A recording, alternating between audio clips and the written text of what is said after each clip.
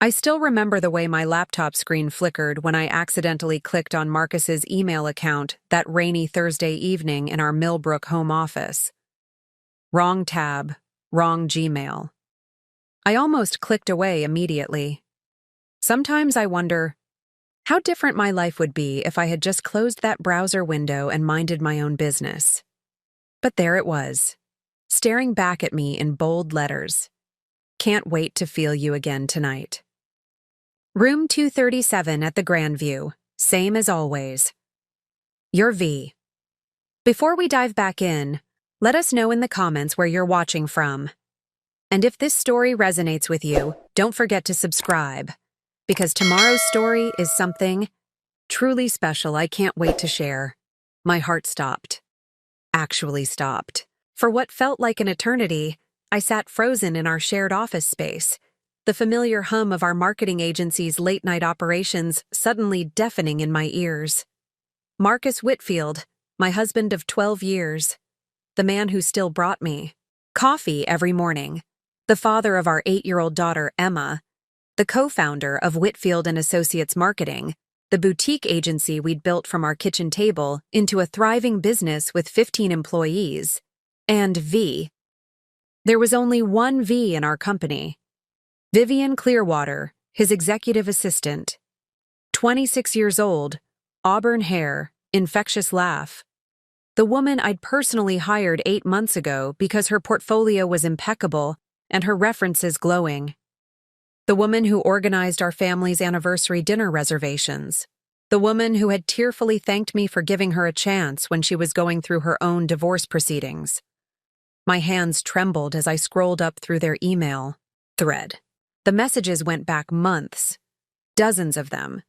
Hotel confirmations, meeting times that coincided perfectly with Marcus's client dinners, and industry networking events. Intimate messages that made my stomach lurch. References to when we can finally be together properly, and once everything is sorted out with our situations. The office felt like it was spinning. Our Millbrook headquarters, with its exposed brick walls and motivational quotes I'd personally selected, suddenly felt foreign. The framed photo of our family vacation to Cascade Falls last summer sat on Marcus's desk, smiling faces mocking me from behind glass. Emma's crayon drawing taped to his monitor. World's best daddy, in purple letters, felt like a knife twisting in my chest. I kept reading, each message a fresh wound.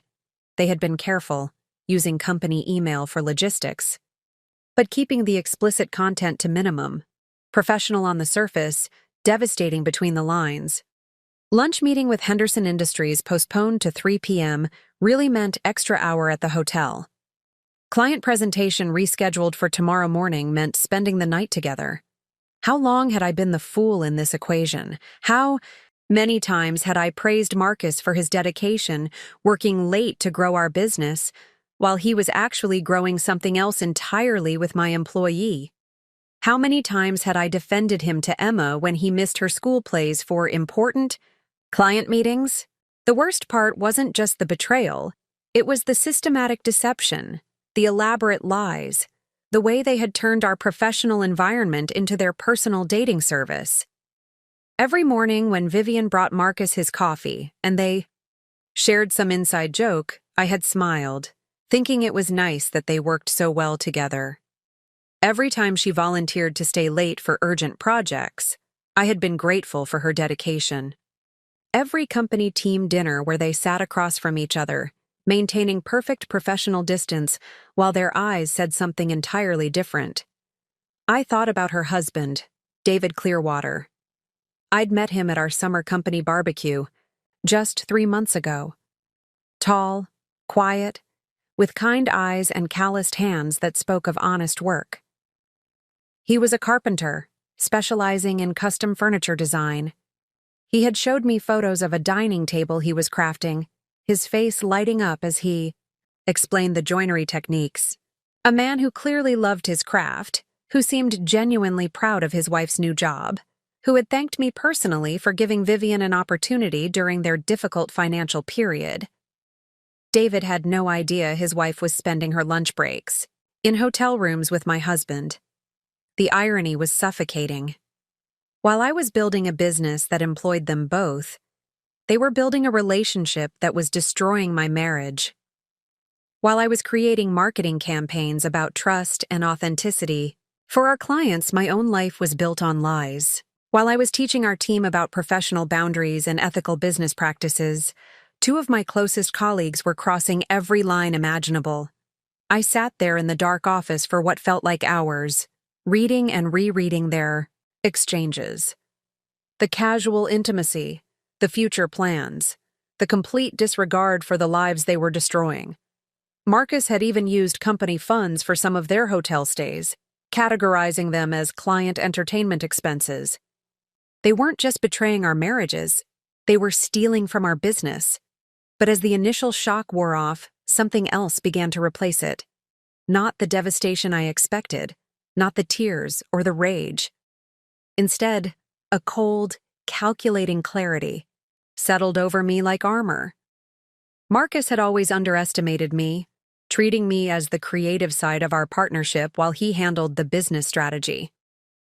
He'd forgotten that I was the one who negotiated our first major contracts.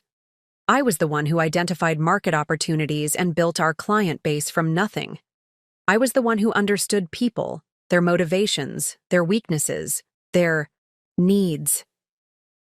Looking at those emails, a plan began forming in my mind. Not a plan for confrontation or emotional scenes. Something more elegant. Something that would expose their betrayal while giving me every possible advantage in whatever came next. And as I stared at David Clearwater's name in our company contact list, I realized exactly how to make that happen. The game was about to change. They just didn't know it yet. It took a lot of care and time to prepare and narrate this for you, so if you're enjoying it, a quick subscribe really helps and means the world to us. All right, let's get back to it. 12 years earlier, Marcus and I had been young, ambitious, and desperately in love. We met at a marketing conference in downtown Phoenix, both of us junior account executives at competing firms. He was presenting on digital transformation strategies. I was there showcasing creative campaign concepts.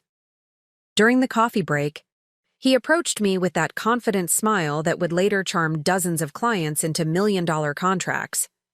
"Your presentation on emotional storytelling was brilliant," he had said, extending his hand. "Marcus Whitfield, I think we should talk." We talked until the hotel bar closed. Then we talked until sunrise in the lobby. 3 months later, he proposed. During a client pitch, literally got down on one knee in the middle of our presentation to Meridian Industries, asking me to marry him and start our own agency. The clients were so charmed they signed on the spot, becoming our first major account. Those early years in Millbrook were magical in the way that struggling together can be. We converted the garage of our tiny rental house into our first office. Marcus handled business development and strategy while I focused on creative direction and client relationships. We had complementary skills that made us unstoppable. He could sell ice to Eskimos. I could create campaigns that made people cry, laugh, and most importantly, buy. Emma was born in our 3rd year of business. I remember Marcus painting the nursery, walls while I worked on laptop in the corner, both of us determined not to let parenthood slow our momentum. He was an incredible father in those early days, changing diapers during client calls, baby-wearing Emma to industry events, teaching her to say brand awareness before she could properly say mama. By year 5, we had moved into our first real office space, a converted warehouse in Millbrook's Arts District. By year 7, we were employing 12 people and had been featured in Regional Business Magazine as couple entrepreneurs to watch. The article had a photo of us standing in front of our exposed brick walls, Marcus's arm around my waist, both of us grinning like we'd conquered the world, and we had, in many ways. Whitfield and Associates had become synonymous with authentic, emotional marketing in the tri-state area. We specialized in helping family businesses tell their stories, building campaigns around genuine human connections. Our client roster included everything from generational restaurants to artisan furniture makers to boutique hotels. Companies came to us when they wanted marketing that felt real, personal, meaningful. The irony wasn't lost on me now. We built our reputation on authentic storytelling while Marcus was living the biggest lie of all. Our home life had seemed equally solid. We'd bought our dream house in Millbrook Heights when Emma turned 6, a restored Victorian with a wraparound porch, and enough space for both a home office and Marcus's workshop where he restored vintage motorcycles. Sunday. Mornings meant pancakes and business planning at our kitchen island. Emma would draw while Marcus and I mapped out quarterly goals and celebrated our wins. We had traditions: annual client appreciation dinners at the Grandview Hotel, the same hotel where I now knew Marcus had been meeting Vivian; family camping trips to Cascade Falls every summer, where Emma would collect rocks and Marcus would teach her about business while they built campfires; monthly date nights where we'd try new restaurants and dream about expanding the agency, maybe opening a second location, maybe franchising our model. Marcus had always been the public face of our partnership. He was naturally charismatic, comfortable at networking events, skilled at the handshake and golf course relationships that drove much of our business. I preferred working behind the scenes, crafting the creative strategies that made our campaigns memorable. It was a division of labor that worked perfectly for years, or so I thought. Looking back now, I could see the signs I'd missed. The way Marcus had gradually started excluding me from certain client meetings, saying I was too valuable to waste time on preliminary discussions. The increasing number of evening events he attended alone, claiming they were boring industry stuff that I'd hate. The subtle way he'd begun positioning himself as the CEO while referring to me as the creative director, even though we were equal partners. I had been proud of our partnership, proud of what we'd built together. When people asked about our success, I always talked about teamwork, about how our different strengths made us unstoppable together. I genuinely believed we were living proof that business partnerships could thrive when built on love, trust, and mutual respect. The morning I hired Vivian, 8 months ago, Marcus had been enthusiastic about the choice. She came with stellar references from a major advertising firm in Chicago, was relocating to Millbrook for her husband's work, and interviewed beautifully. She was articulate, organized, and had that perfect balance of professionalism and warmth that made clients feel comfortable. "She'll be perfect," Marcus had said after her interview. "Professional enough for the corporate clients, personable enough for the family businesses. And she understands our brand values.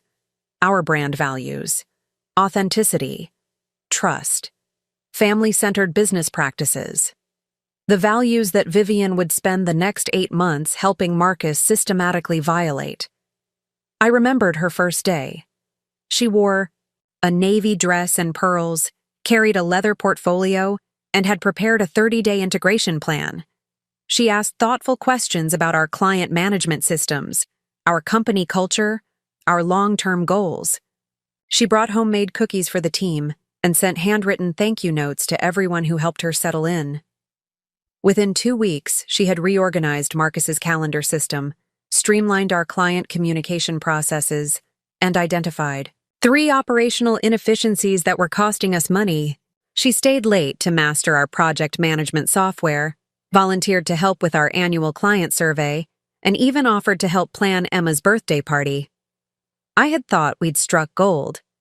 A competent, dedicated assistant who could help Marcus manage his growing responsibilities while maintaining the personal touch that set our agency apart. Someone who understood that in a family business, the assistant becomes part of the family too. How naive I had been. How completely, utterly naive. Marcus had always been loyal, or so I believed. In 12 years of marriage, through the stress of starting a business, through sleepless nights with a newborn, through financial uncertainty and competitive pressures, he had never given me reason to doubt him. He brought me coffee every morning, remembered our anniversary, coached Emma's soccer team, and still occasionally surprised me with flowers on random Tuesdays. That was perhaps the most devastating part of this discovery. It wasn't that our marriage had been obviously troubled. We still laughed together, still made love regularly, still planned vacations and discussed Emma's future. The betrayal wasn't happening because we were distant or fighting or struggling. It was happening despite the fact that we seemed happy, which meant either I was completely oblivious to my own life, or Marcus was an even better actor than I'd given him credit for. Both possibilities terrified me. As I sat in our office that night, staring at evidence of their affair, I realized that everything I thought I knew about my life was potentially a lie. Not just my marriage, but our business partnership, our family dynamics, our future plans. If Marcus could deceive me about something this fundamental, what else had he been hiding? The man I'd trusted with my heart, my business, and my daughter's future had been systematically betraying all three. And somehow, impossibly, I'd had no idea until I accidentally clicked on the wrong email tab. The life I thought we'd built together, the successful agency, the happy family, the partnership based on love and trust, had been a performance. At least for him. Now I had to decide what to do with that knowledge.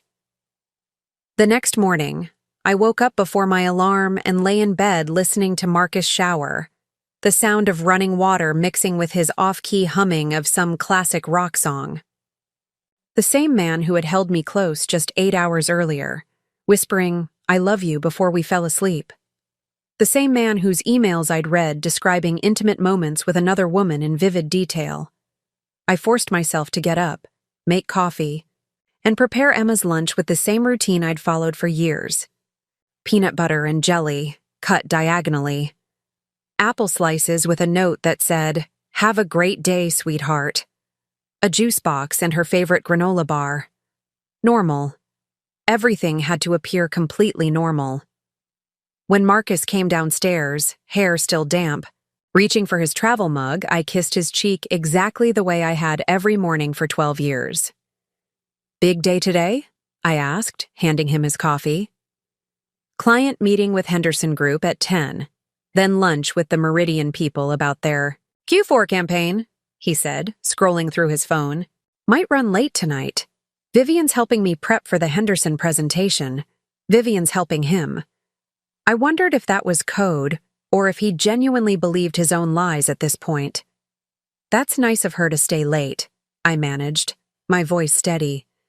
"She's really dedicated. We're lucky to have her." After he left and Emma caught her school bus, I locked myself in our home office and began what would become the most important investigation of my life. If I was going to confront this situation, I needed to understand exactly what I was dealing with. Not just the affair, but the scope of it, the timeline, the implications for our business and our family.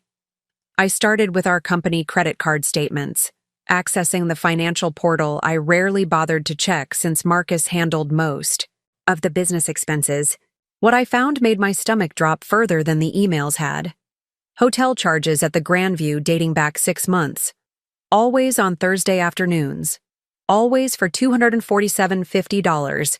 Apparently their premium suite rate, 16 separate charges totaling nearly $4,000 of company money spent on their affair. Each one was categorized as client entertainment in our accounting system, but the Grandview charges were just the beginning. I found dinner receipts for 2 at expensive restaurants on nights when Marcus had told me he was working late alone. Spa treatments charged to the company card, couples massage packages that certainly weren't business expenses. Weekend hotel stays in nearby Fairmont Springs that coincided with marketing conferences I'd never heard Marcus mention. They'd been using our business as their personal dating fund for months. I printed everything, creating a file that grew thicker by the hour. Credit card statements, hotel confirmations, restaurant receipts, a paper trail of betrayal funded by the company I'd helped build. Next, I accessed our company's email server. As co-founder, I had administrative privileges that I'd never bothered to use, trusting Marcus to handle the technical side of our communications. Now I was grateful for my access as I dove into their email exchanges with the systematic approach I usually reserved for client research. The earliest flirtatious message I found was dated 7 months ago, just 6 weeks after we'd hired Vivian. It started innocuously enough. Marcus complimenting her work on a client proposal, Vivian thanking him with slightly more enthusiasm than necessary. But the tone shifted quickly. Within 2 months, they were exchanging messages during business hours that had nothing to do with work. Marcus asking about her lunch plans, with obvious implications. Vivian sending photos of outfits, asking for his professional opinion on what to wear to non-existent client meetings. Inside jokes that excluded everyone else in the office. By month 4, they weren't even trying to hide behind work pretenses. Messages about missing each other, plans for romantic getaways, complaints about their respective spouses being in the way of their happiness. That phrase hit me like a physical blow. I was in the way of Marcus's happiness. The woman who had supported his dreams, built a business with him, given him a daughter, had become an obstacle to overcome. I found a particularly devastating exchange from 3 weeks ago. Marcus. Catherine suspects something. She's asking more questions about my schedule.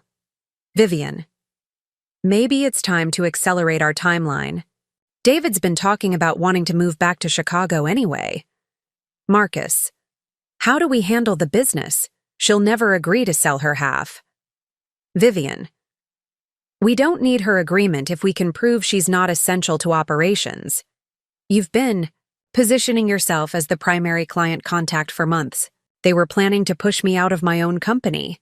The business I'd helped conceptualize, build, and grow was being systematically undermined so Marcus could continue his affair without interference.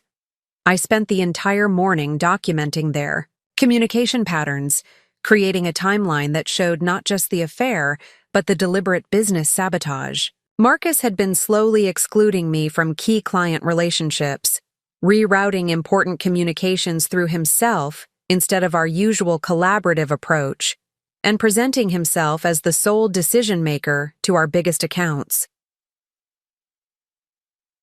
The Henderson group meeting he'd mentioned that morning? I'd been the one to originally pitch them 6 months ago, building the relationship through 3 preliminary meetings. But Marcus had gradually taken over the account, telling them I was too busy with creative work to handle the strategic planning they needed. Meridian Industries, our very first client? I'd designed every campaign they'd run for the past 8 years. But Marcus had been scheduling relationship maintenance meetings without me, slowly positioning himself as their primary contact while relegating me to creative support. He'd been systematically erasing me from our business relationships while using company resources to fund his affair.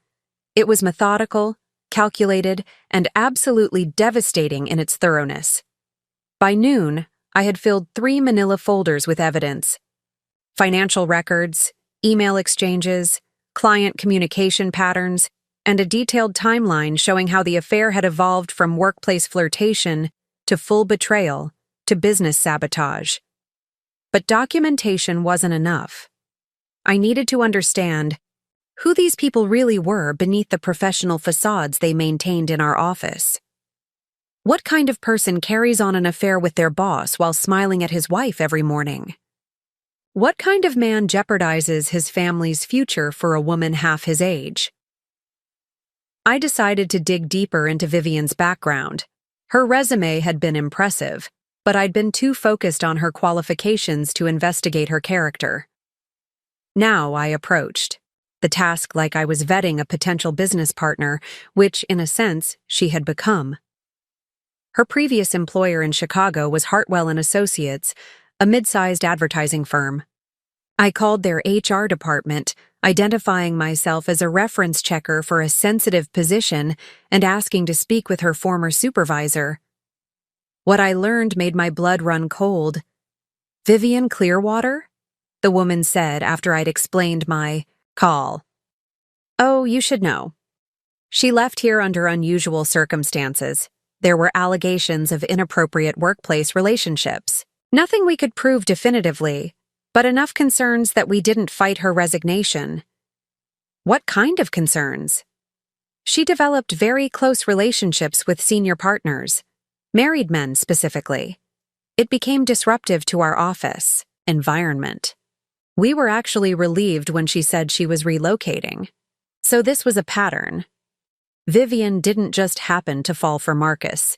She targeted married men in positions of power, using workplace proximity to develop inappropriate relationships. We weren't her first victims. We were just her latest conquest. I hung up feeling nauseous. Not only had I been betrayed by my husband, but I'd been systematically manipulated by a woman who specialized in destroying marriages and careers. I'd welcomed her into our office, our company culture, even our family events, while she planned our destruction. The afternoon brought one more devastating discovery. While reviewing Vivian's personnel file, I found her emergency contact information. David Clearwater, husband, with a local phone number and address. On impulse, I looked up their home address. They lived in Riverside Meadows, a modest subdivision, about 15 minutes from our office. According to public records, David had purchased the house 2 years ago, shortly after their marriage. The mortgage was substantial for a carpenter's income, suggesting Vivian's salary was crucial to their financial stability, which meant David was as financially dependent on his wife's job as I was emotionally invested in my marriage. If Vivian lost her position at our company, their household income would be devastated. They'd likely lose their home. Suddenly, I understood the full scope of the web Marcus and Vivian had woven. She needed her job to maintain their lifestyle. He needed their discretion to maintain his marriage and business partnership.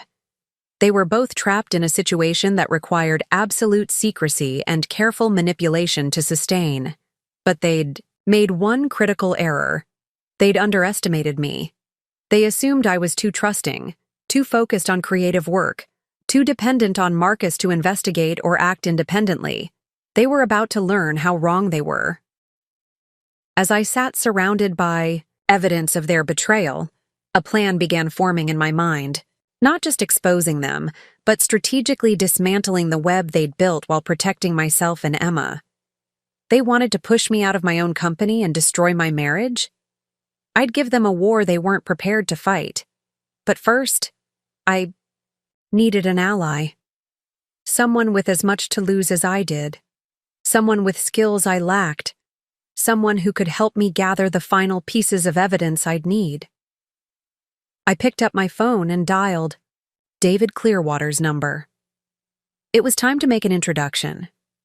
David Clearwater's workshop was exactly what I'd expected from meeting him at our company barbecue.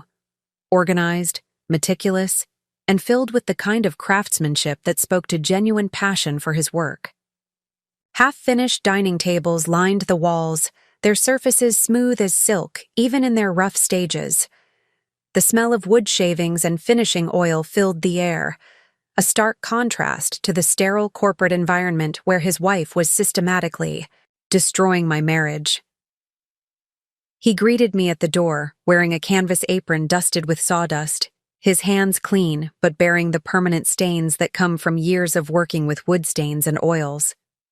His smile was genuine, warm, completely unguarded, the expression of a man who had no secrets to hide. "Mrs. Whitfield, please come in.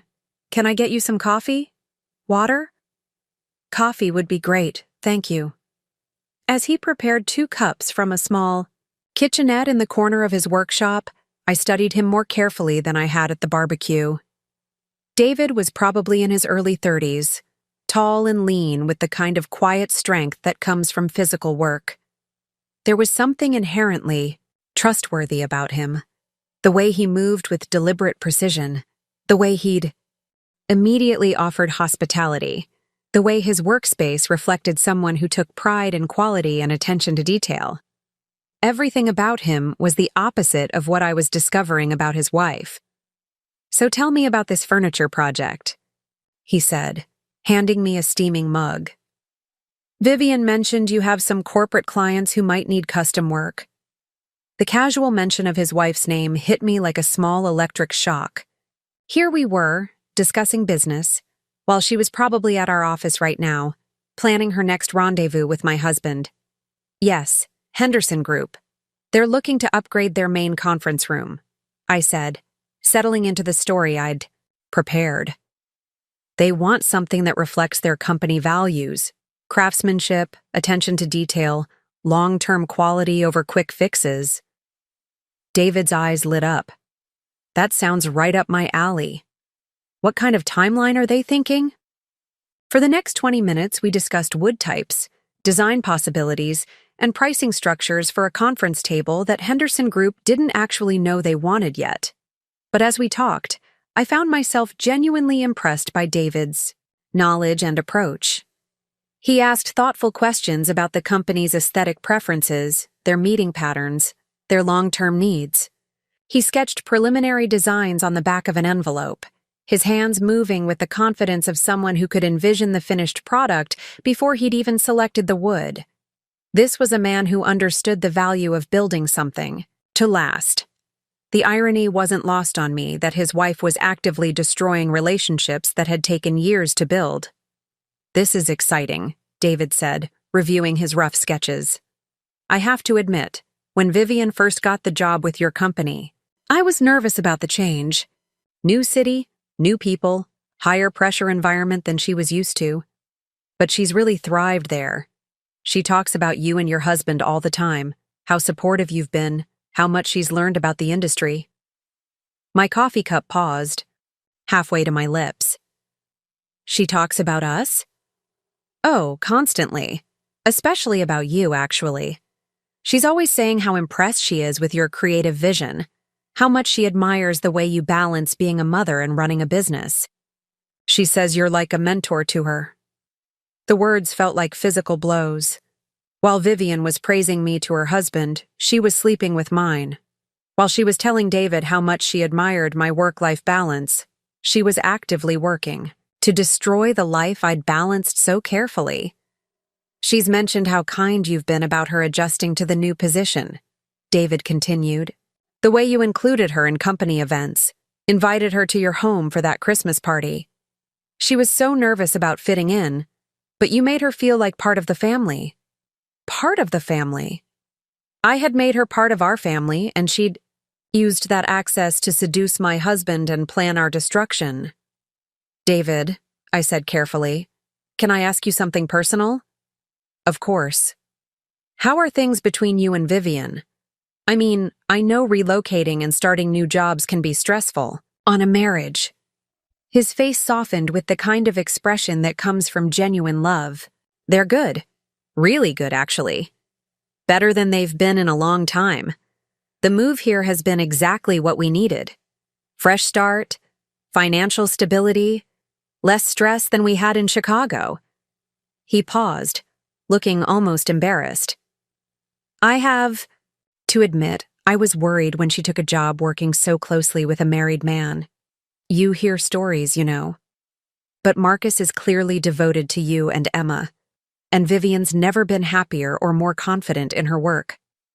The innocence in his voice was devastating. This man trusted his wife completely, praised my husband's devotion, and had no idea that everything he believed about his marriage was a lie. "She works late fairly often," I said, probing gently. "Yeah, but that's the nature of the business, right? Especially when you're trying to prove yourself in a new position." "I don't mind.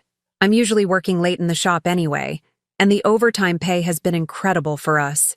We're actually ahead on our mortgage payments for the first time since we bought the house." Overtime pay. I made a mental note to check whether Marcus had been authorizing overtime payments for Vivian's late nights that were actually spent in hotel rooms. She mentioned that Marcus has been really supportive of her professional development, I continued, hating myself for the deception but needing to understand how much David knew.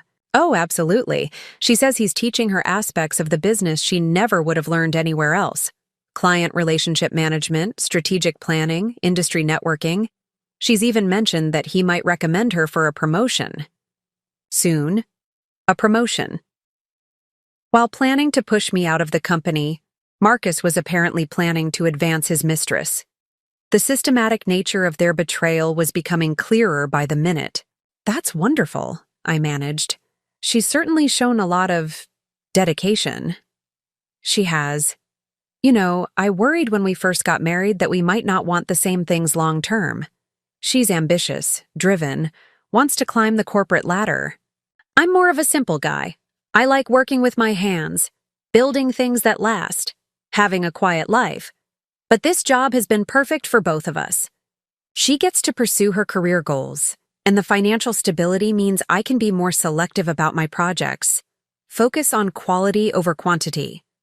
As David spoke about his marriage with such obvious affection and trust, I realized I was looking at a mirror image of myself 3 days ago.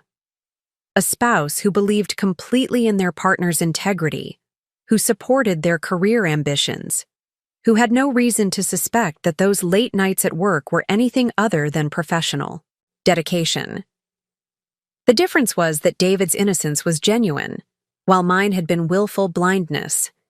Looking back now, I could see signs I'd missed or dismissed. The way Marcus had become more concerned with his appearance lately, the new cologne, the increased attention to his grooming, the way he'd started going to the gym more regularly, claiming he wanted to stay healthy for his family. But David showed no such signs of suspicion.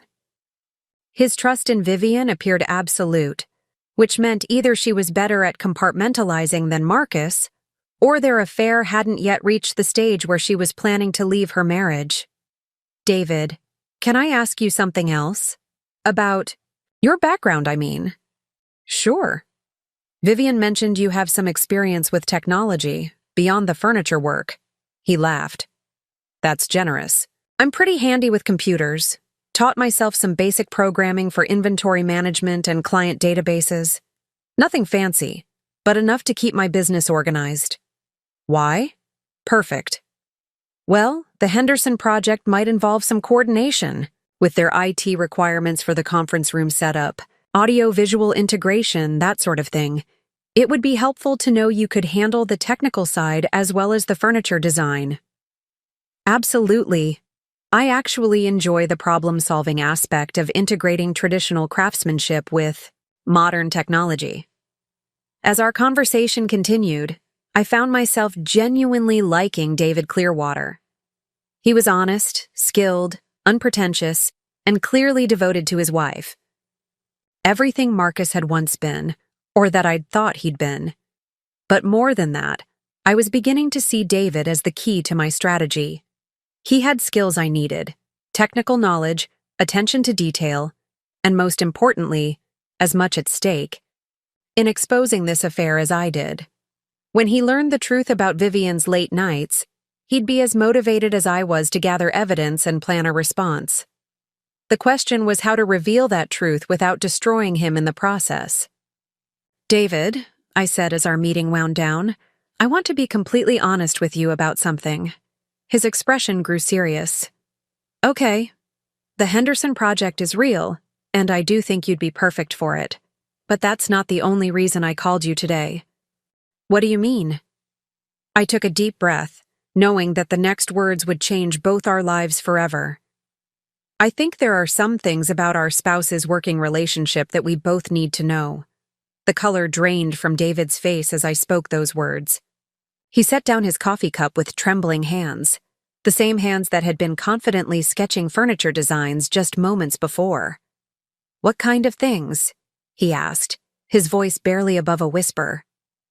I had rehearsed this moment during the drive to his workshop, but now, faced with his trusting eyes and genuine confusion, the words felt impossibly heavy. "How do you destroy someone's world while asking them to help you rebuild yours?" "David, I'm going to show you something, but I need you to promise me you'll hear me out completely before you react." He nodded slowly, though I could see the fear building in his expression. I pulled out my phone and opened the email thread I'd screenshotted the night before. The less explicit ones first, the lunch meeting postponed messages that seemed innocent without context. "These are emails between Marcus and Vivian from our company server," I said gently. At first glance, they look like normal business correspondence. David took my phone, squinting at the small screen. I don't understand. These just look like work emails. Look at the timestamps, I said. And think about what Vivian told you she was doing on these dates. I watched his face as he processed the information. Thursday, November 15th. Client meeting rescheduled to 3 p.m. David's brow furrowed as he apparently remembered something about that day. She said she was working late on a Henderson presentation that Thursday, he said slowly. Came home around 7, exhausted. Check the hotel receipt from that same day. I showed him the credit card statement on my laptop, the Grandview Hotel. Charge highlighted in yellow. $247.50 for a premium suite, categorized as client entertainment. David stared at the screen for a long moment, his breathing becoming shallow. Maybe it was a legitimate client meeting at the hotel? David, I said as gently as I could, Henderson Group's offices are downtown. They have multiple conference rooms. Why would Marcus book a hotel suite for a business meeting? The silence stretched between us as the implications sank in. I watched him struggle with the same denial I'd experienced the night before. The desperate need to find an innocent explanation for evidence that clearly pointed in only one direction. Show me more, he said finally, his voice flat. I revealed the progression gradually, the increasingly personal emails, the coded language about meetings that coincided with David's workshop schedule, the expenses that made no business sense. With each piece of evidence, I watched David's face cycle through disbelief, anger, hurt, and finally, a cold determination that reminded me of my own reaction. How long have you known? He asked when I'd shown him everything I felt he could handle in one sitting. I found the first email 2 nights ago. I've been investigating since then. And you called me because you deserve to know the truth. And because I think we can help each other. David stood up abruptly, pacing to the far end of his workshop. He stood with his back to me for several minutes, his shoulders rigid with tension. When he finally turned around, his expression had changed completely. The open, trusting man I'd met at our barbecue was gone, replaced by someone harder, more calculating. What do you mean, help each other? I mean that we're both victims of the same deception, but we're also both in positions to do something about it. Like what? I had thought about this carefully during my drive over. David's skill set was exactly what I needed to execute the plan forming in my mind, but I had to present it in a way that appealed to his sense of justice rather than revenge. First, we need to gather more evidence. What I've shown you is just the beginning. If this goes to divorce court, I need documentation of everything. The affair, the misuse of company funds, the systematic exclusion of me from business decisions. And if you decide to leave Vivian, you'll need evidence too. What kind of evidence? Digital forensics, financial records, documentation of their patterns and habits. I have administrative access to our company systems, but I need someone with technical skills to help me preserve evidence in a way that will hold up legally. David was quiet for a moment, processing. You want me to help you spy on my own wife? I want us to document the truth about what our spouses are doing, together. And then what? Confront them? This was the crucial moment. I needed David to understand that my plan was more sophisticated than a simple confrontation. David, can I ask you something about your business philosophy? He looked confused by the change of subject. What do you mean? When you build furniture, do you just slap pieces together hoping they'll hold? Or do you plan every joint, every connection, every stress point before you start? I plan everything. Measure twice, cut once. Good craftsmanship requires preparation and precision. Exactly. And that's how we need to approach this situation. Not an emotional confrontation that lets them spin the story their way, but a carefully planned response that ensures the best possible outcome for both of us. What kind of outcome? For me? I want to protect my daughter's future, secure my position in the company I helped build, and ensure that my divorce settlement reflects Marcus's betrayal and financial misconduct. For you? You deserve the choice of whether to try to save your marriage or end it on your terms, with documentation that protects your financial interests. David resumed his pacing, but I could see he was thinking strategically now, rather than just emotionally. You said Vivian might be up for a promotion, I continued. That suggests this affair isn't just about sex. They're planning something long-term, maybe pushing me out of the business entirely, maybe leaving their spouses. We need to understand their endgame before we act. How do we do that? By getting closer to them, by becoming so helpful and trustworthy that they don't see us as threats. David stopped pacing and stared at me. You want us to pretend we don't? No? I want us to give them enough rope to hang themselves. Let them get comfortable. Let them get sloppy. Let them reveal the full scope of their plans before we shut it down. He paused, considering. That's actually brilliant, but also incredibly difficult. You're asking me to go home tonight and act like nothing's changed. I'm asking you to think like a craftsman, to build a case so solid they can't tear it down. David walked over to one of his work tables, running his hand along the smooth surface of a half-finished dining table. You know what the hardest part of furniture making is? He said finally. What? Patience. Rushing any step ruins the whole project. You have to let the wood cure properly, let the joints set completely, let each stage finish before moving to the next one. I felt a surge of hope. He was thinking like a partner, not just a victim. So, what's your timeline? He asked. I need more evidence before I make any moves. Financial records, communication patterns, maybe even proof of where they're actually going during these supposed business meetings. How long that takes depends partly on how much help I have. And you think I should just… what? Act normal? Keep building furniture while my wife destroys our marriage? I think you should protect yourself, document everything, and help me make sure that when this comes out, we're in the strongest possible position. David was quiet for a long time, staring at his hands. When he looked up, his expression was resolved. What do you need me to do?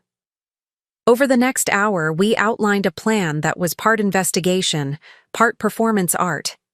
David would maintain his normal routine while secretly documenting Vivian's behavior and schedule. I would continue acting like the trusting wife while gathering digital evidence and monitoring Marcus's business activities. Most importantly, we would both become so supportive and helpful to our spouses that they'd never suspect we knew anything. There's one more thing, I said as we prepared to part ways. I think we should meet regularly, compare notes, coordinate our approach, but it has to look completely innocent. How? The Henderson Project.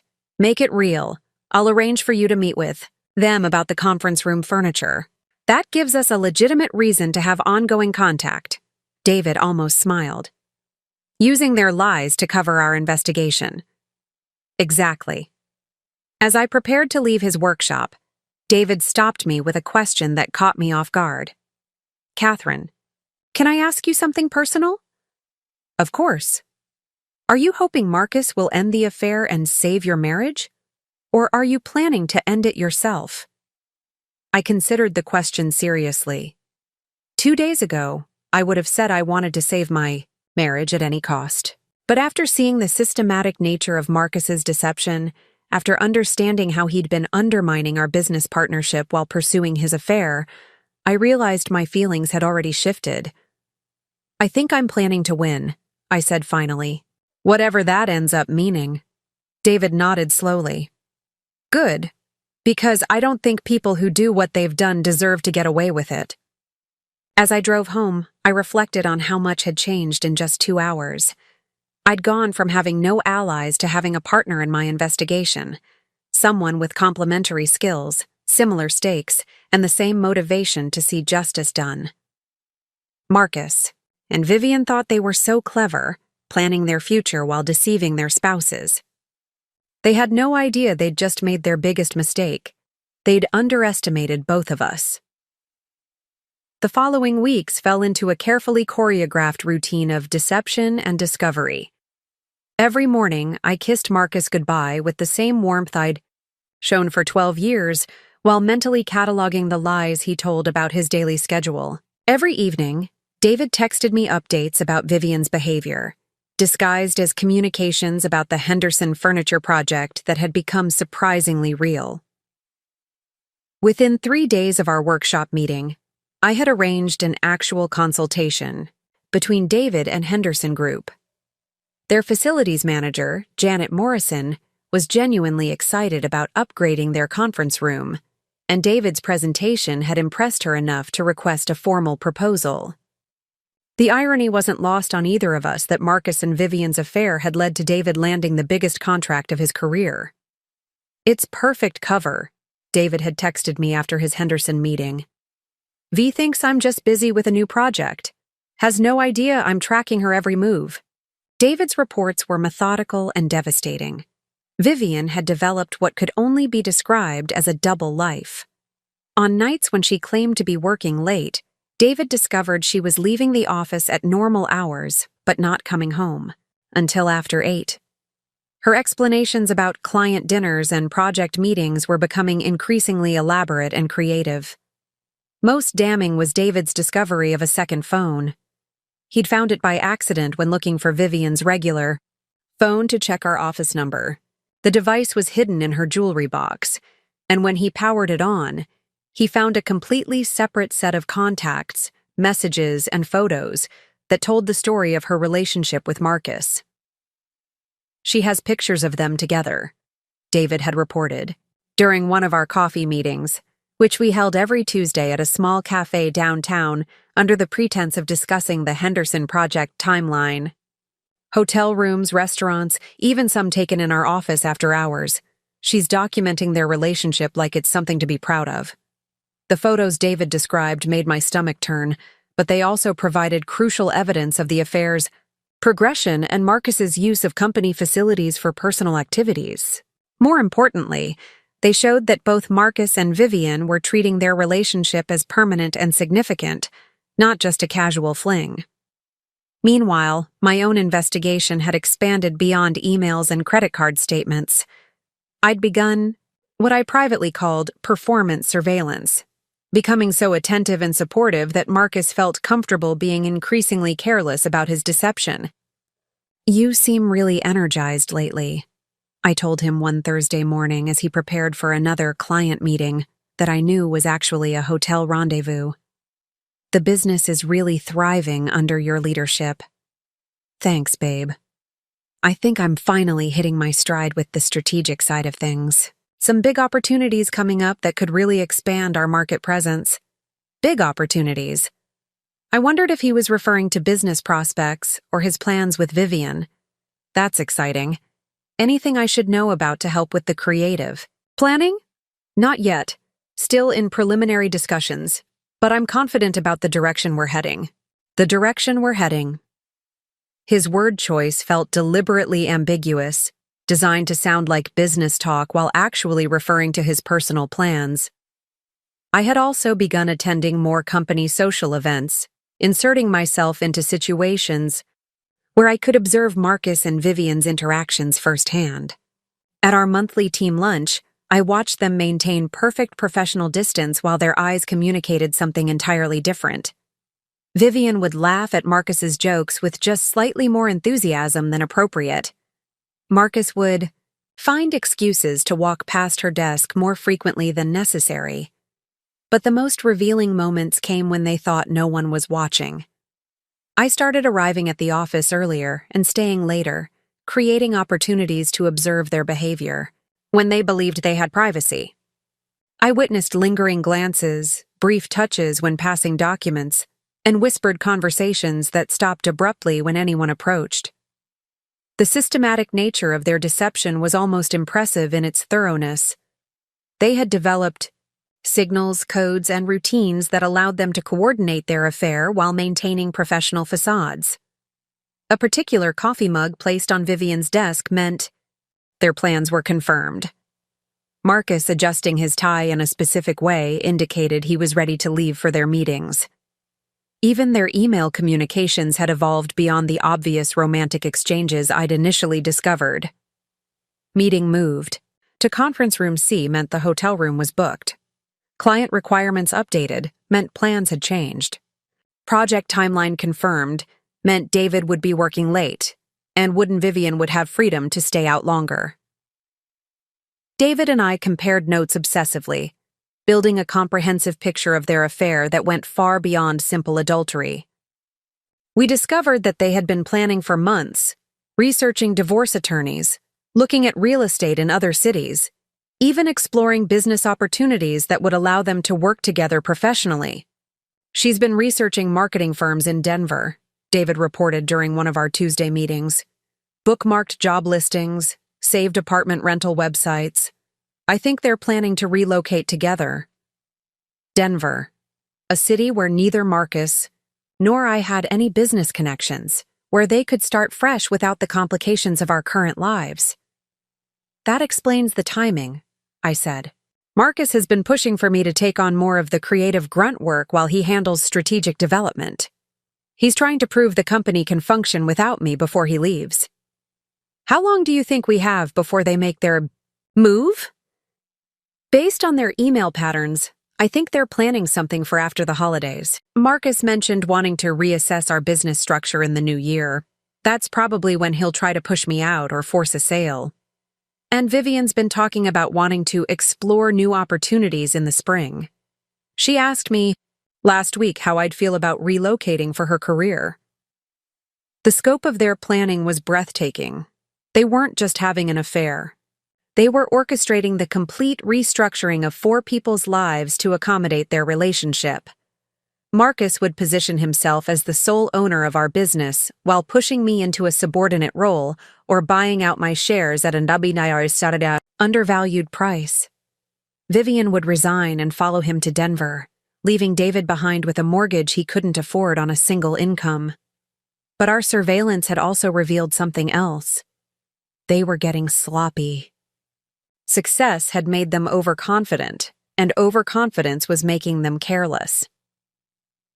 3 weeks into our investigation, Marcus made his first serious mistake. He used his personal credit card for a hotel charge, forgetting that I had access to our joint account statements. The Grandview Hotel, room 237, for 3 hours on a Wednesday afternoon when he'd told me he was at a Chamber of Commerce networking event. The Chamber of Commerce meets on the 3rd Thursday of every month, not Wednesday. And their events are always at the Marriott downtown, not the Grandview. He's getting sloppy, I told David during our next coffee meeting. The lies are becoming harder for him to keep straight. Vivian, too. She told me she was working late last night, but her car wasn't in the office parking lot when I drove by at 9. Where was she? Marcus's car was missing from your driveway. Emma was at soccer practice until 8:30. I think they met at your house. The violation of that revelation was almost too much to process. They had brought their affair into my home, into the space where my daughter played and slept and felt safe. The guest bedroom where Marcus claimed to work when he needed quiet was apparently being used for purposes I couldn't bear to imagine. David, I think it's time to move to the next phase. What did you have in mind? I had been thinking about this moment for weeks, planning the transition from passive surveillance to active intervention. But I needed David's technical skills to execute what I had in mind. I want to give them an opportunity to reveal their endgame, something that feels like a natural development but actually forces them to show their hand. How? By creating a situation where they have to choose between their current deception and their future plans. Something that makes them think they need to accelerate their timeline. I explained my idea. A fake business crisis that would require immediate strategic decisions about the company's future. If Marcus thought our business was in serious trouble, he might reveal his true intentions about our partnership. If Vivian thought her job was at risk, she might expose her backup plans with Marcus. But how do we create a convincing business crisis? That's where your technical skills come in. I need someone who can help me manipulate the information they're seeing without actually damaging our real business operations. David leaned back in his chair, considering. You want to feed them false information about the company's financial status? Exactly. Make them think we're facing a major client loss or financial shortfall. See how they react when they think their comfortable situation is threatened. That's sophisticated and risky. If we get caught manipulating company information, then we need to make sure we don't get caught. Can you do it? David was quiet for a long moment, weighing the risks and possibilities. Finally, he nodded. Yes. But we need to be very careful about how we implement this. One mistake, and we lose everything. Then we won't make any mistakes. As we left the cafe that day, I felt the investigation shifting into a new phase. We were no longer just gathering evidence. We were actively shaping events to force Marcus and Vivian into revealing their true intentions. They thought they were in control of the situation, carefully managing their affair while planning their future, together. They had no idea that their betrayed spouses were now controlling the game. The trap was being set. Soon, they would have to choose between their careful deception and their ultimate goals. And when they made that choice, David and I would be ready. Tucker, opportunity to test Marcus and Vivian came sooner than expected, and from an entirely unexpected source. Henderson Group, the client whose conference room table had become our cover story, was genuinely considering expanding their contract with us. Janet Morrison called on a Friday afternoon with a proposal that was both exciting and perfectly timed. For our purposes. Catherine, I've been thinking about our conversation regarding comprehensive workplace redesign, she said. What would it look like if Henderson Group contracted Whitfield Associates to handle not just our conference room furniture, but a complete brand refresh? Marketing materials, office aesthetics, employee communications. The full package. It was the kind of contract that could double our annual revenue, the kind of opportunity Marcus and I would normally celebrate together, planning how to allocate resources and expand our team to handle the increased workload. Instead, I saw it as the perfect catalyst for the test David and I had been planning. That sounds incredible, Janet. Can you give me a sense of the timeline and budget parameters you're considering? We're looking at a 6-month implementation starting in January, with a budget in the neighborhood of $800,000. But Catherine, there's a complication. My pulse quickened. What kind of complication? Our board has some concerns about your company's capacity to handle a project of this scope. We've been doing research on your current client load and financial stability, and there are questions about whether Whitfield Associates has the infrastructure to support our expansion without compromising quality for your existing clients. Perfect. Henderson Group's legitimate concerns about our capacity could be positioned as questioning our financial stability. With careful presentation, I could make their due diligence appear to be much more serious business concerns than they actually were. I appreciate your transparency, Janet. Those are valid concerns that deserve thorough consideration. Can you give me a week to prepare a comprehensive response that addresses your board's questions? Absolutely. And Catherine, I want this to work. You and David have both impressed us enormously. We're hoping you can demonstrate that partnering with Henderson would be the right choice for everyone involved. After ending the call, I immediately contacted David. We have our catalyst. Can you meet this afternoon? 2 hours later, we sat in David's workshop, surrounded by his furniture projects while planning what amounted to an elaborate psychological operation against our own spouses. Henderson's concerns are legitimate but manageable, I explained. However, if I present them to Marcus in the right way, he'll see them as a crisis that threatens our business stability. And if our business is in trouble, he'll have to decide whether to fight for it or use the crisis as an excuse to abandon ship with Vivian. David finished. But how do we make sure Vivian gets the same information? That's the beautiful part. Marcus tells Vivian everything about our business operations. He's been using her as a sounding board for months, sharing confidential information that he should never discuss with an employee. If I present this to him as a serious threat, he'll absolutely discuss it with her. And then we observe their reactions. Exactly. But David, we need to be very careful about how we stage this. The information has to feel authentic. The timeline has to create genuine pressure. And we need to monitor their communications without them realizing we're watching. David had been thinking ahead. Over the past week, he'd used his legitimate access to Vivian's devices to install monitoring software that would track her internet searches, phone calls, and text messages. Nothing that violated any laws, but everything necessary to understand how she was responding to new information. I've also been documenting her schedule more precisely, he said. Every meeting with Marcus, every unexplained absence, every lie about working late. We have 3 weeks of data showing a clear pattern of deception. Good. Because when I present the Henderson situation to Marcus, we need to track exactly how and when that information gets passed to Vivian and what they both do with it. That evening, I carefully orchestrated the conversation that would set our test in motion. Marcus came home later than usual, claiming he'd been strategizing about Q4 projections with Vivian.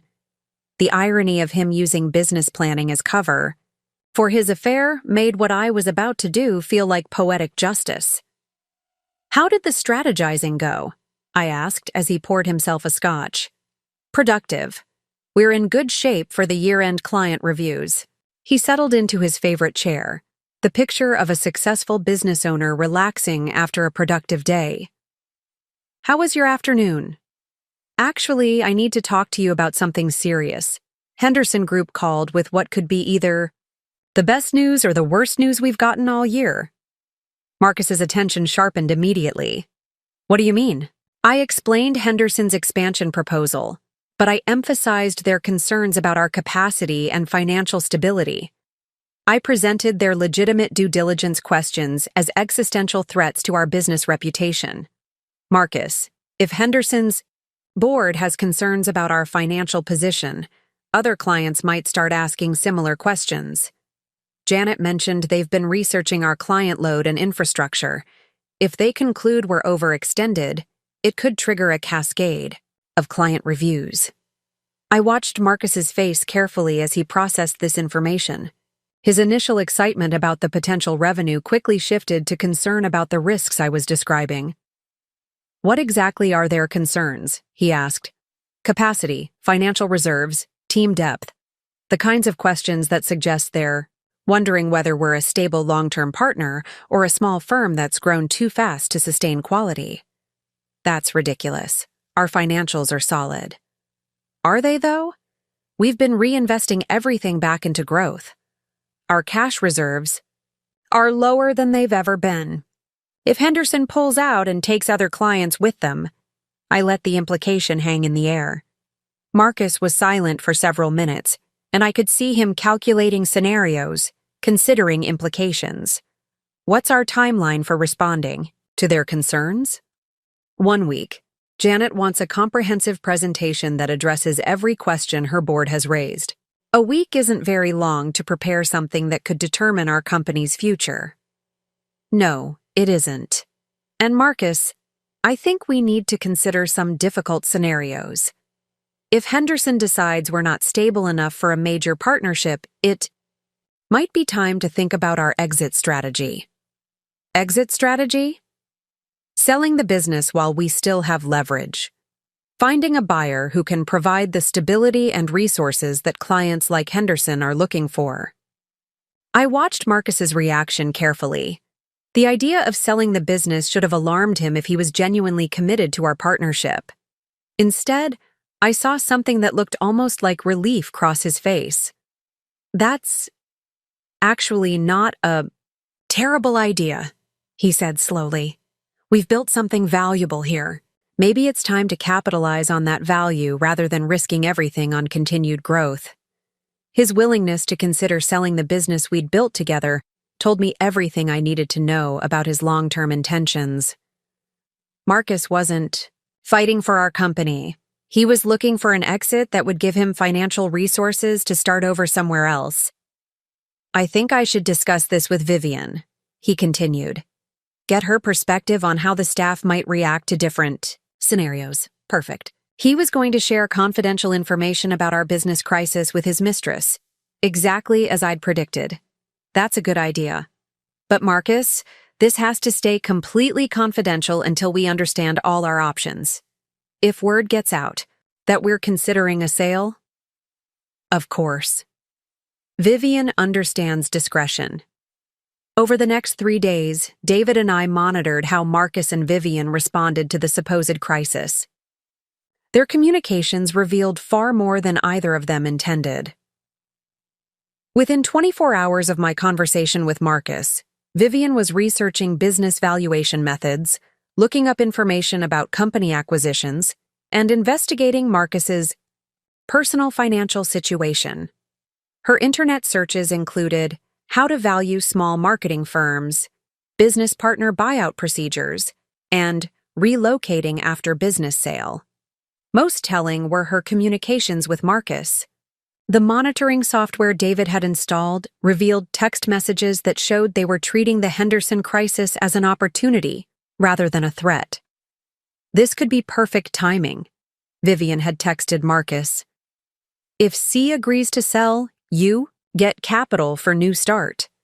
Exactly what I was thinking, Marcus replied. Denver firms always looking for experienced talent. David's report was devastating in its clarity. They're not trying to save your business, Catherine. They're calculating how to use this crisis to accelerate their own plans. But the most damaging evidence came from Vivian's personal phone calls, which David was able to monitor through the software installation. She had contacted a lawyer in Denver, inquiring about business partnership dissolution procedures. She had researched apartment rentals in Denver's downtown area. She had even contacted Denver marketing firms to inquire about partnership opportunities for an experienced executive with an established client base. They weren't just planning to abandon their marriages. They were planning to steal our business relationships and relocate together. We have everything we need, I told David during our Tuesday coffee meeting. They've revealed their complete plan. What's the next step? Now we spring our own trap, but not the way they're expecting. The Henderson situation had served its purpose perfectly. Marcus and Vivian had revealed their true intentions when they thought they were facing a crisis. Instead of fighting for our business, they were planning to profit from its dissolution. But they had made one crucial miscalculation. They assumed I would panic about Henderson's concerns and agreed to sell the business quickly. They had no idea that Henderson's concerns were manageable issues that any successful business could address. And they definitely had no idea that their betrayed spouses had been orchestrating the entire situation to expose their plans. The real test was about to begin. The next phase of our plan required precision timing and flawless execution. David and I had 48 hours to set the final trap before Marcus and Vivian would expect my response to Henderson Group. They believed they were steering me toward a business sale that would benefit their escape plans, but I was about to turn their manipulation against them in ways they couldn't anticipate. Wednesday morning, I called an emergency management meeting for Friday afternoon. The agenda was simple: Henderson Group response strategy and business future planning. I invited Marcus, Vivian, our CFO James Patterson, and our lead project manager Sarah Kim. To Marcus and Vivian, this would look like the moment I'd announce our decision to sell. To our other employees, it would appear to be routine strategic planning. But the real meeting would happen Thursday night, when I'd present something entirely different to our Henderson contacts. I need you to be at that meeting Friday, I told David during our Wednesday evening call. Henderson is bringing their facilities team to review David's conference room proposal. But I want you there for the full business discussion too. Why? Because I want witnesses to what Marcus and Vivian do when they realize they've been outmaneuvered. Thursday evening, I met with Janet Morrison and Henderson Group's executive team at their offices. Instead of the crisis presentation Marcus expected me to be preparing, I delivered a comprehensive capacity analysis that addressed every concern their board had raised. As you can see, I explained, presenting detailed financial projections, Whitfield Associates has the infrastructure to handle your expansion project while maintaining quality for our existing clients. Our cash flow projections show we can hire 2 additional full-time staff members and upgrade our project management systems within 30 days of contract signing. Janet reviewed the materials with obvious relief. Catherine, this is exactly what our board needed to see. The financial planning is thorough, the capacity analysis is realistic, and the timeline is aggressive but achievable. We're also prepared to offer performance guarantees that protect Henderson's interests throughout the implementation process, I continued. If we fail to meet any deliverable deadlines or quality standards, you have contractual recourse that includes financial penalties and project termination options. By the end of the meeting, Henderson Group had not only approved our expanded contract, but had increased the budget to $950,000 to include additional services they hadn't originally considered. Instead of the business crisis Marcus and Vivian were preparing to exploit, I had secured the largest contract in our company's history. When can we make the announcement? Janet asked as we concluded our meeting. Friday afternoon. I'm presenting the Henderson expansion to our full management team. With your permission, I'd like to announce the contract approval as a surprise. Perfect. And Catherine? This presentation completely addressed our board's concerns. We're excited about this partnership. Friday morning, I could barely contain my anticipation as I watched Marcus and Vivian prepare for what they believed would be a business dissolution meeting. Marcus spent extra time on his appearance, clearly expecting this to be a significant day in his professional life. Vivian organized presentation materials that I suspected were designed to support the case for selling the company. Big day today, Marcus said over coffee, his tone carefully neutral but his eyes bright with expectation. Very big, I agreed. I think this Henderson situation is going to resolve in ways that surprise everyone. At 2 o'clock, our management team gathered in the main conference room. David arrived precisely on time, carrying portfolio materials for his furniture presentation, but also equipped with the recording device we'd agreed he would use to document everything that happened next. Marcus sat at his usual position at the head of the table, with Vivian beside him taking notes. James and Sarah looked expectant but relaxed, assuming this was routine business planning. David positioned himself where he could observe everyone's reactions while appearing to focus on his own materials. Thank you all for gathering on short notice, I began, standing at the front of the room instead of taking my usual seat. We're here to discuss the Henderson Group situation and some major decisions about our company's future. I could see Marcus and Vivian exchange a quick glance. This was the moment they'd been anticipating for a week. As you know, Henderson Group has been evaluating whether to expand their contract with us. Their board had concerns about our capacity and financial stability that required comprehensive analysis and response.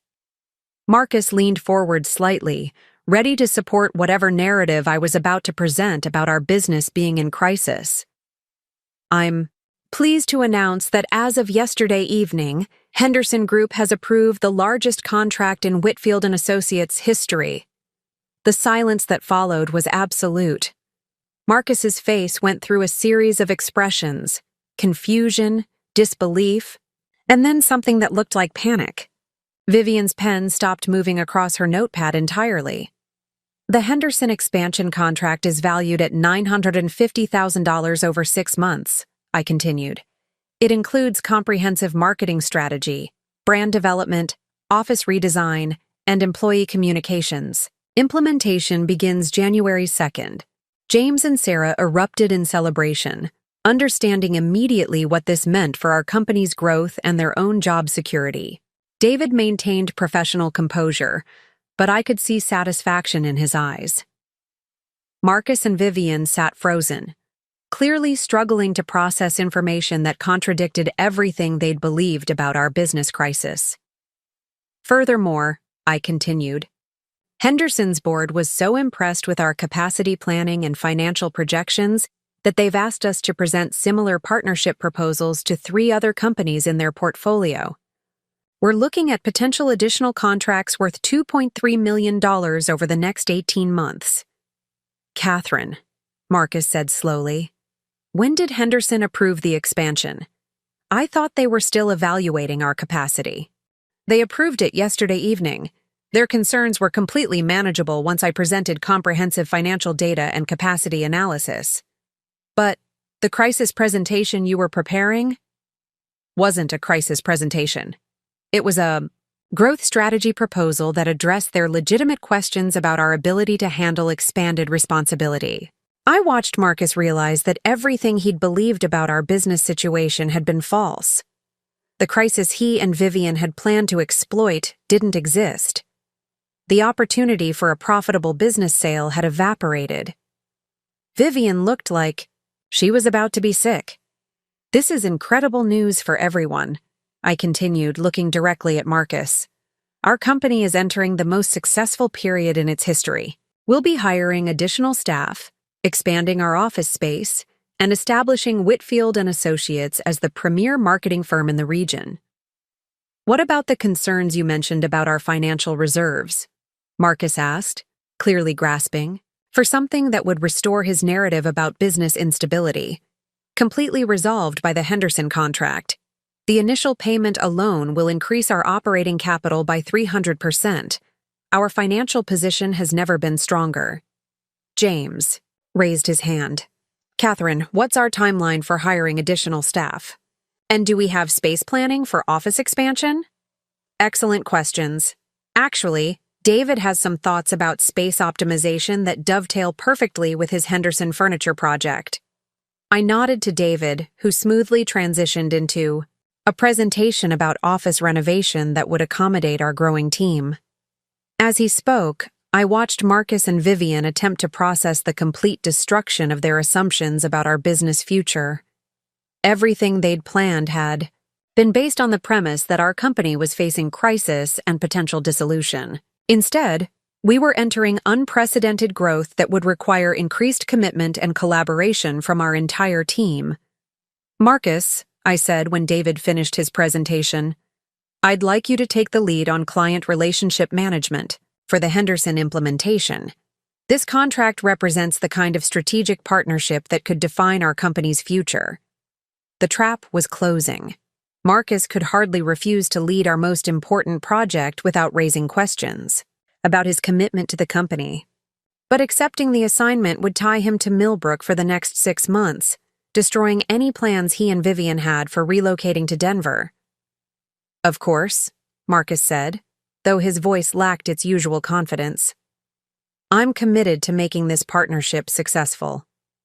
Wonderful. And Vivian, your project coordination skills will be essential for managing the multiple deadlines and deliverables. I hope you're prepared for some very busy months ahead. Vivian nodded weakly. Like Marcus, she was trapped by the success she hadn't expected. I think this calls for celebration, Sarah suggested. This is the biggest news we've had all year. Absolutely, I agreed. But before we celebrate, there's one more matter we need to address. The room grew quiet again. Marcus and Vivian both tensed, sensing that another surprise was coming. Our success with Henderson is going to attract attention from competitors and other potential clients. We need to be very careful about information, security, and confidential business communications. I paused, looking directly at Marcus and then at Vivian. Moving forward, all strategic business information needs to stay within this management team. No external discussions, no informal consultations, no sharing of financial data or client information with anyone outside this room. Marcus's face had gone pale. He understood exactly what I was saying, that I knew about his habit of sharing confidential business information with Vivian, and that I was publicly establishing boundaries that would make their continued collaboration much more difficult. Are there any questions about our new confidentiality protocols? I asked. No one spoke. Excellent. Then let's open that champagne James brought and celebrate the beginning of Whitfield & Associates' most successful chapter. As our team toasted, Our Henderson success, I caught David's eye across the room. Phase 8 was complete. Marcus and Vivian were now trapped in a situation where their affair would be much harder to continue. Their relocation plans were impossible to execute, and their access to confidential business information was severely restricted. But more importantly, they had revealed their true intentions when they thought they were facing crisis, and David and I had documented every aspect of their betrayal. The final phase could now begin. The weekend following our Henderson celebration passed in an atmosphere of carefully maintained normalcy that felt more suffocating than any open conflict could have been. Marcus moved through our house like a man reconsidering every assumption he'd made about his life, while I played the role of the excited wife celebrating our business success. Saturday morning, I made pancakes and discussed office renovation. Plans with the same enthusiasm I'd shown for 12 years of weekend breakfast conversations. Marcus nodded and responded appropriately, but I could see him calculating behind his eyes, trying to understand how his carefully laid plans had so completely collapsed. "You really surprised everyone yesterday," he said as we cleaned up the dishes. "I had no idea you'd resolved the Henderson concerns so decisively." "I've always been good at problem solving when it matters," I replied, loading the dishwasher with deliberate care. "Sometimes the best solutions require working independently until you have complete clarity." The double meaning wasn't lost on him. Marcus understood that I was describing more than just business strategy. Sunday evening, David texted with an update that confirmed our suspicions about how Marcus and Vivian were handling their trapped situation. V extremely agitated all. Weekend. Long phone conversations in private. Researching contract law and employment obligations. Think they're looking for exit strategies. Monday morning brought the next phase of our plan into motion. I arrived at the office early and called an impromptu meeting with James Patterson, our CFO, under the pretense of discussing Henderson project financing. "James, I need to review some irregularities I've noticed in our expense reporting," I said, handing him a file containing all the documentation David and I had gathered about Marcus and Vivian's affair-related expenses. James opened the folder, and his expression immediately shifted from casual interest to serious concern. Hotel charges categorized as client entertainment, restaurant expenses that didn't correspond to any client meetings, unauthorized overtime payments that coincided with Marcus and Vivian's private meetings. "Catherine, these expenses, some of these don't look legitimate." "That's my concern as well. With the Henderson contract, we'll be under increased financial scrutiny. Any irregularities in our expense reporting could jeopardize not just this contract, but our reputation with future clients." James spent the next hour reviewing every questionable expense, cross-referencing them with client schedules, meeting records, and business justifications. The pattern that emerged was undeniable. Systematic misuse of company funds that totaled nearly $15,000 over 6 months. "Who authorized these expenses?" James asked, though we both knew the answer. "Marcus approved all of them, and Vivian processed most of the payments." "Catherine, this is serious. If these expenses can't be justified with legitimate business purposes, we're looking at potential embezzlement. At minimum, it's gross financial misconduct." "I know. And with Henderson's board scrutinizing our financial practices, we can't afford any questions about our expense management." James was quiet for several minutes, reviewing the documentation again. "What do you want to do about this?" "I want you to prepare a comprehensive report documenting every questionable expense.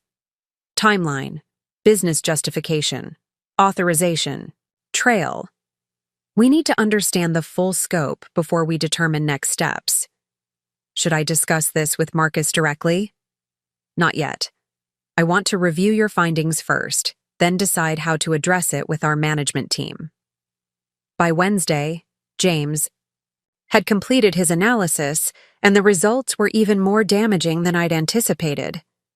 Not only had Marcus and Vivian misappropriated company funds for their affair, but they had been systematically inflating other business expenses to cover their tracks. The hotel charges are just the obvious part, James explained during our private meeting.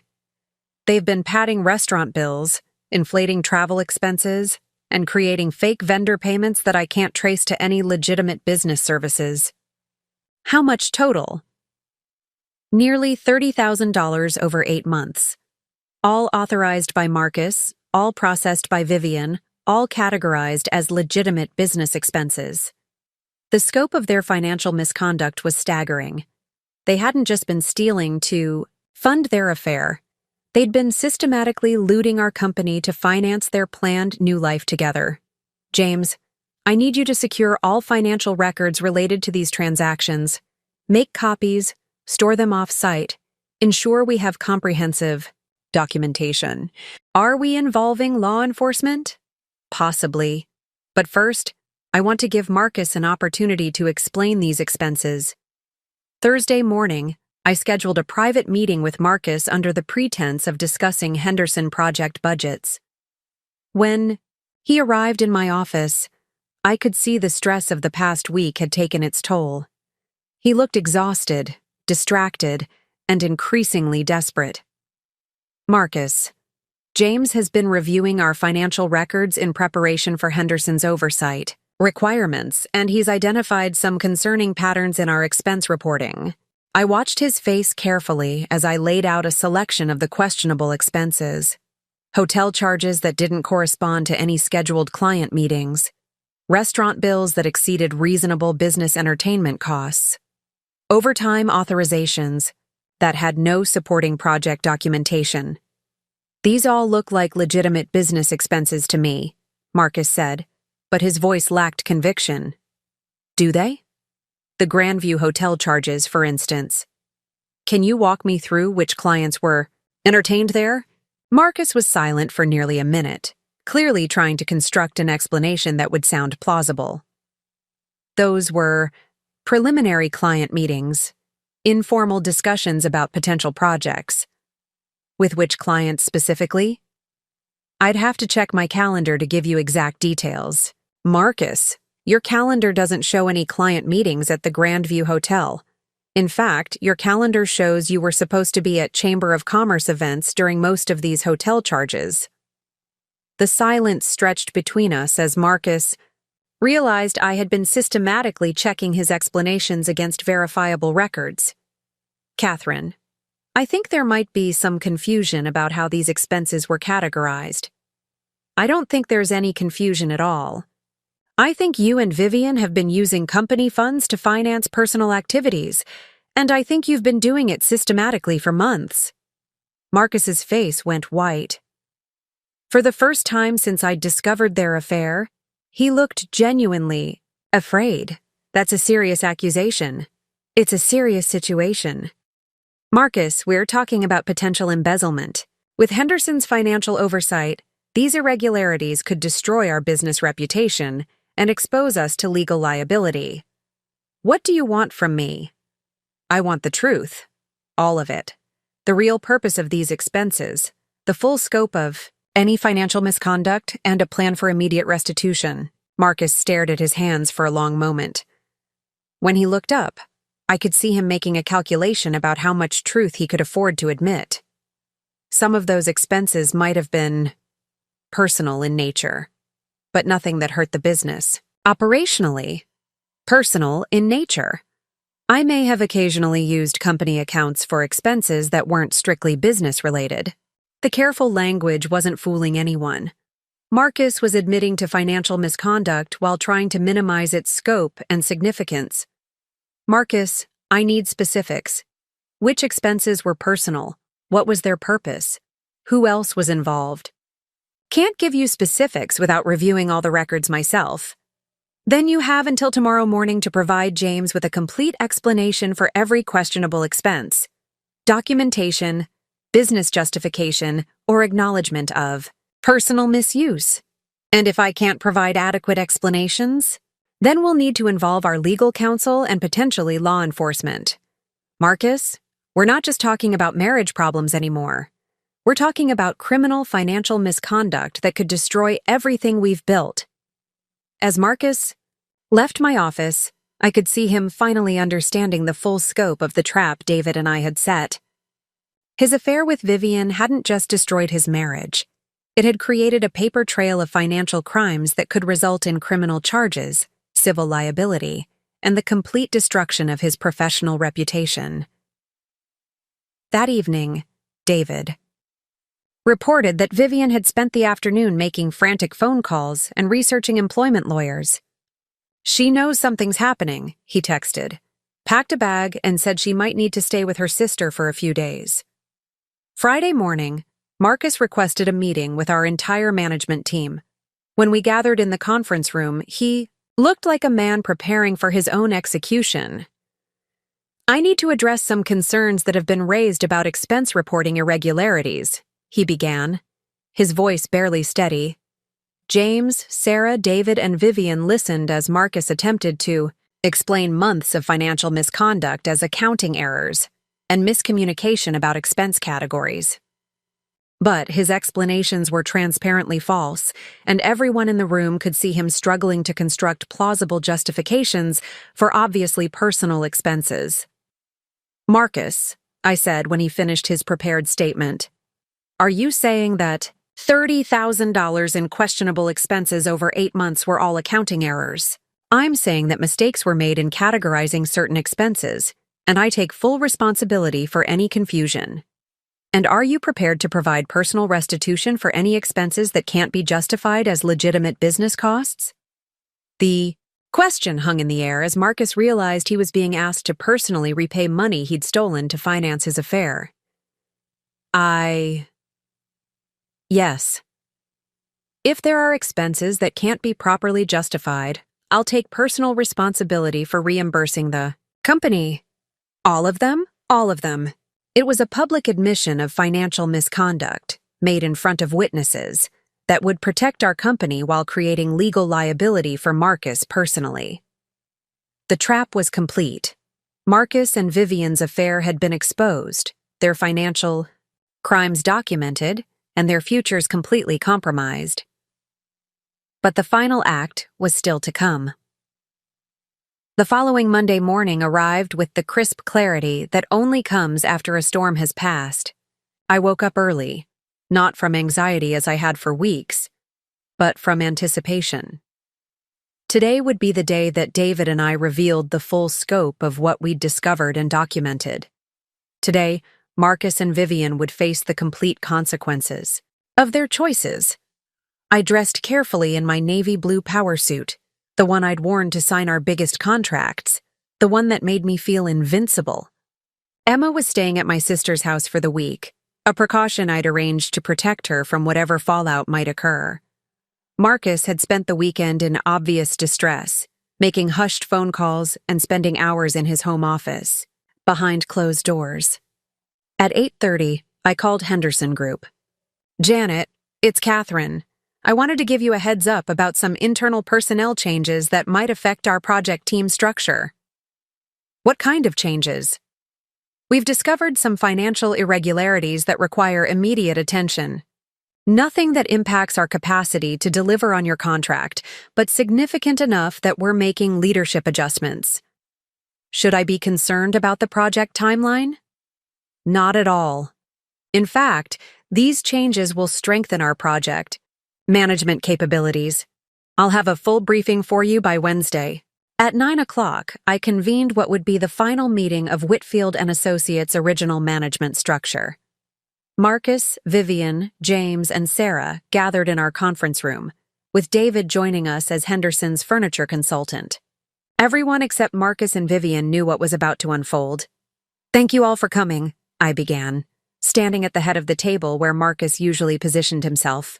"We're here to address the financial irregularities we discovered last week, and to make some important decisions about our company's future." Marcus looked like he hadn't slept in days. Vivian sat rigidly beside him, her usual confident demeanor replaced by barely concealed panic. James has completed his comprehensive analysis of questionable expenses, and the findings are more serious than we initially realized. I nodded to James, who distributed copies of his detailed report to everyone except Marcus and Vivian. Over the past 8 months, James began, we've identified systematic misuse of company funds totaling $32,947. These aren't accounting errors or miscategorizations. They're deliberate misappropriations of business resources for personal purposes. Sarah gasped audibly as she reviewed the documentation. David maintained professional composure, though I could see satisfaction in his eyes as the scope of the financial misconduct became clear to everyone in the room. Furthermore, James continued, the pattern of these expenses suggests coordination between multiple parties to conceal their true nature. Hotel bookings categorized as client meetings, restaurant charges that don't correspond to any business, activities and overtime authorizations that have no supporting project documentation. Marcus, I said, looking directly at my husband, you've had the weekend to prepare explanations for these expenses. Can you provide legitimate business justifications for the hotel charges at the Grandview? Marcus's mouth opened and closed, without sound. Finally, he managed, those were client development activities. With which clients? I'd need to review my files to provide specific details. Marcus, we've already reviewed your files, your calendar, your email correspondence, your meeting notes. There are no clients associated with any of these expenses. The silence in the room was absolute. Marcus was publicly caught in lies that everyone could see through. Vivian, I continued, as the person who processed these expense payments, do you have documentation supporting their business purposes? Vivian's face had gone completely pale. I processed the expenses as Marcus authorized them. Without questioning hotel charges that had no corresponding client meetings, without verifying that overtime authorizations had legitimate project justifications, I trusted Marcus's authorization, even when the expenses clearly violated our company policies about business entertainment and travel. Vivian said nothing, understanding that any answer would either implicate her further or contradict Marcus's explanations. James, I said, what are the legal implications of financial misconduct at this level? Potential criminal charges for embezzlement, civil liability for restitution plus damages, immediate termination for cause, which eliminates severance obligations, and potentially voids employment contracts. Marcus finally found his voice. Catherine, surely we can resolve this internally without involving legal proceedings. Can we? Marcus, you've systematically stolen from our company for months. You've used our business resources to finance personal activities that violate every ethical standard we've built this company on, and you've done it while lying to your wife, your business partner, and your employees. I'll repay every dollar. With? What money? Our joint accounts? The assets we've built together? You want to steal from the company and then use marital assets to cover your theft? For the first time, Marcus seemed to understand the complete impossibility of his situation.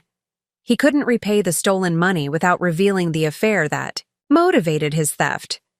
He couldn't explain his expenses without admitting to activities that would destroy his marriage and his business partnership.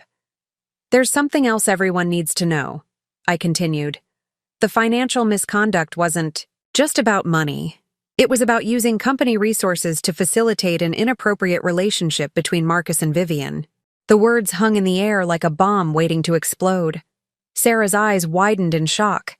James's expression shifted from professional concern to personal anger. David maintained his observer role, though I could see him taking mental notes of every reaction.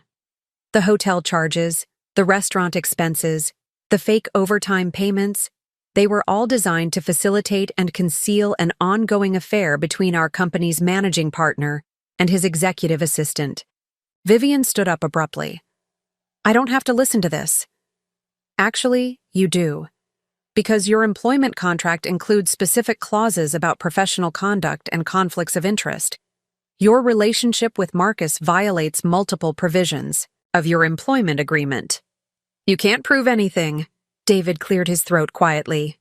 Actually, we can. Every eye in the room turned to him as he pulled out a tablet and opened a folder containing months of documented evidence. Communications between Marcus and Vivian planning their hotel meetings. Credit card statements showing personal expenses, charged to business accounts. Photos taken with Vivian's personal phone documenting their relationship. Calendar entries that show they coordinated their schedules to create opportunities for private meetings. Marcus's face had gone ashen. "How do you have access to personal communications?" "Because," David said calmly, "I'm Vivian's husband, and I've been documenting her activities for the past month after Catherine discovered their affair and contacted me." The revelation hit the room like a physical explosion. Vivian sank back into her chair, understanding that her husband had been working against her for weeks. Marcus stared at David with complete incomprehension, realizing that the furniture consultant he'd barely noticed had been systematically exposing his affair. "So you see," I continued, "this isn't just about financial misconduct. It's about systematic deception, violation of employment agreements, misuse of company resources, and breach of fiduciary duty by our managing partner." "What happens now?" Sarah asked quietly. "Now we make changes that protect our company and our employees. Marcus, your partnership agreement includes provisions for termination due to gross misconduct. Given the financial theft and ethical violations, I'm exercising those provisions immediately. You can't force me out of my own company." "Actually, I can. Our partnership agreement specifies that gross misconduct, including financial crimes and actions that damage the company's reputation, constitute grounds for immediate termination of partnership rights. James has reviewed the legal framework, and it's ironclad." "And me?" Vivian asked, her voice barely audible. "You're terminated immediately for cause, violation of employment agreement, misuse of company resources, and conduct detrimental to business operations. You have 1 hour to collect personal belongings under supervision. Any company property, including your laptop and phone, remains here." Marcus made one final attempt to salvage the situation. "Catherine, we can work through this privately. No one else needs to be involved." "Marcus, we passed the point of private resolution when you decided to steal from our company to finance your affair. This is now a matter of business law, employment, law, and potentially criminal law. What about Emma? What about our family? You should have considered Emma when you decided to betray our marriage and steal from our business. Our family stopped being your priority months ago." David stood up and walked to Vivian's side. "We should go," he said quietly. "Both of us." As they prepared to leave, Vivian turned back one final time. "Catherine, I'm sorry. I never meant for it to go this far. Vivian, you researched divorce attorneys, planned relocations, and calculated how to steal our business relationships. You meant for it to go exactly this far. You just didn't expect to get caught." After Marcus and Vivian left the building escorted by security, I found myself alone in the conference room with James, Sarah, and David. "What happens to the company now?" Sarah asked. "Now we thrive. Henderson Group is excited about working with us. We'll hire replacement staff who understand professional boundaries, and we'll build something stronger than what we had before." 6. Months later, I stood in the renovated offices of Whitfield Design and Strategy, watching our expanded team work on projects for Henderson and 5 other major clients. The conference room table David had built was the centerpiece of our main meeting space, a beautiful symbol of craftsmanship and integrity. Marcus had moved to another state after our divorce was finalized. The financial theft charges were resolved through restitution and community service, but his reputation in our industry was permanently destroyed. Vivian had taken a job with a small firm in Texas, far from the professional networks where her conduct was known. David had become more than just our furniture consultant. His attention to detail and ethical approach had impressed our clients, enough that I'd offered him a position as our operations manager. Our working relationship had evolved into a friendship built on mutual respect and shared values. "Any regrets?" David asked as we reviewed quarterly reports that showed our best financial performance ever. only that it took betrayal to teach me how strong I really was, I replied. Marcus always treated me like the junior partner, the creative support to his business leadership. Turns out I was the strategic mind all along. Emma, now 9 years old, had adapted to our new life with remarkable resilience. She visited Marcus on weekends, but she lived with me in our restored Victorian house, where she did homework at the kitchen island, while I planned campaigns that would reshape our industry. Mom, she'd said recently, I'm proud of how you handled everything. You could have been mean, but you were just smart. Smart. It was the best compliment I'd ever received. The anonymous phone call that had shattered my world had ultimately set me free. Free from a marriage built on deception, free from a business partnership that undervalued my contributions, and free to discover strengths I'd never known I possessed. Sometimes the best revenge isn't destruction. Sometimes it's becoming so successful that their betrayal becomes irrelevant to your happiness. I had built something better than what I'd lost. And I'd done it by being exactly who I'd always been: strategic, patient, and absolutely ruthless when protecting what mattered most. The woman who had once been invisible in her own life now cast the longest shadow in our industry. And I was just getting started. Coming up next, you'll see 2 more stories we handpicked just for you. If this one struck a chord, you're going to love what's next. Tap to keep the journey going.